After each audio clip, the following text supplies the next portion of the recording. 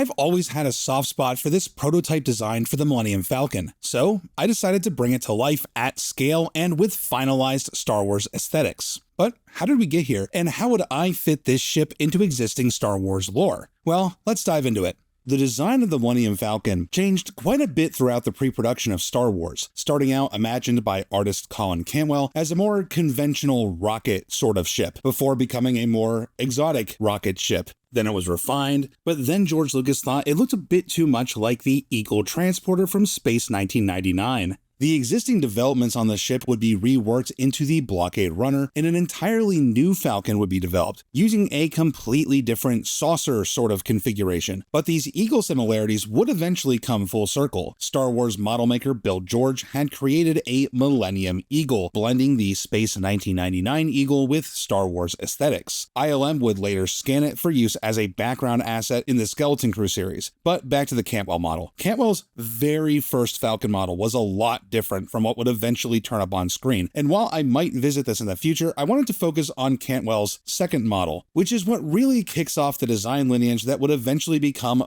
both the final Millennium Falcon and the Blockade Runner. I wanted to interpret this model into something that could show up in the Star Wars world as produced, with more finalized aesthetics, similar to what I did with some of Cantwell's other designs. But in order to interpret Cantwell's model, I first needed to figure out how big the actual ship would be. There are certainly drawings and paintings of this ship that do contextualize it alongside human figures, and they do give us a pretty good idea of how big the art department was imagining this ship. Ralph McQuarrie seemed to interpret the cockpit module roughly as large as it would look in the final design, which would make the ship a bit more than 40 meters. And we do have concept art that depicts the escape pods as being very cramped two-man sorts of vehicles, which does reinforce the ship at roughly that 40-meter size. But I couldn't help but notice that the literal details on Cantwell's model seem to suggest a much larger ship. The door inside the cockpit module, for instance, along with the two-deck arrangement of consoles, seems to imply a ship that's easily 80 meters long, which incidentally scales the escape pods very closely to those on the final design of the Blockade Runner. But that fun happenstance really only solidified my desire to build out the ship at this size, and beyond that, it just put the ship into a category that I found really interesting. This was a much larger ship than the typical light freighter, but it wasn't quite a Corvette either, and that unique niche really appealed to me. So 80 meters it was.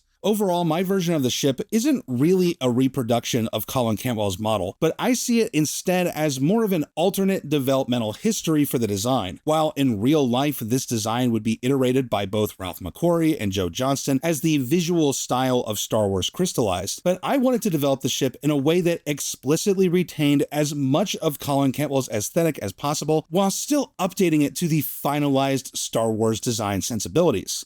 And of course, I just can't help myself when it comes to dreaming up my own lore for a ship like this, so let's see how I can fit this ship into existing Star Wars lore.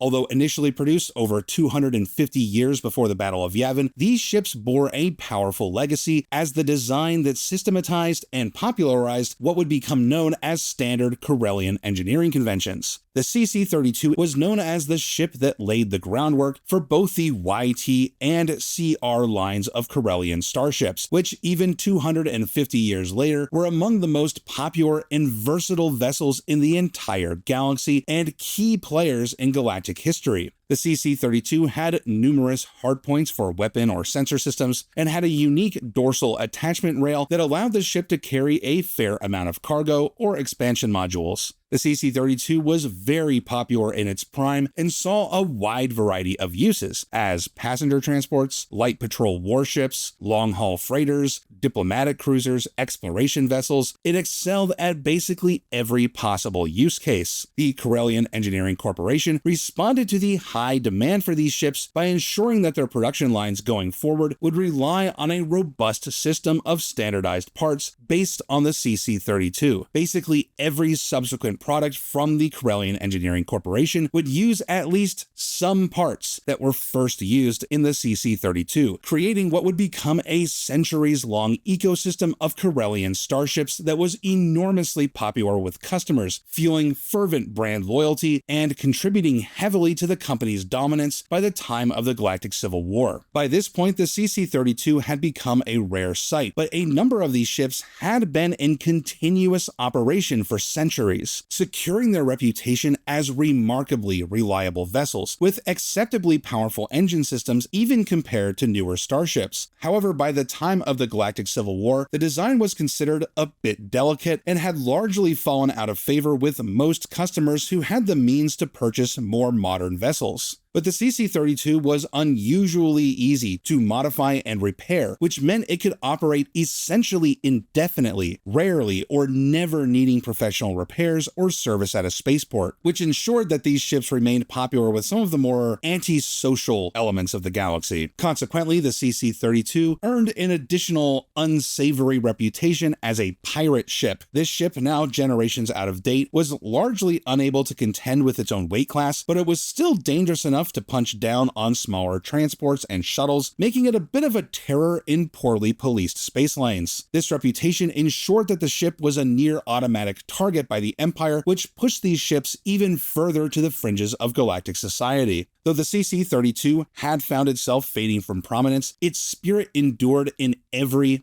future Corellian vessel. Those few cutters that remained in active service were symbols of a more free and independent age, still clinging to the fringes of the galaxy where the whims of galactic politics held little sway. Whether they be rusting freighters, heavily modified combat ships, or prized historical artifacts, ultimately the CC-32 refused to be forgotten, a testimony to engineering excellence that would outlast even the rise and fall of empires. This ship has been on my radar for a long time, and it was really fun to finally flesh out the design and find a way to plug it into Star Wars lore. And to think that Colin Cantwell's legacy with the Falcon design still isn't fully explored. I may still tackle his older design for the Falcon as well, especially if that's something that you guys would like to see. I do love working on these ships and making these videos, but this channel is really only possible through your continued and amazing support on Patreon. If that's something you would like to be a part of, supporting my work and helping this channel continue, consider supporting me on Patreon. To the rest of you, I'd like to thank you all so much for watching, and I'll see you next time.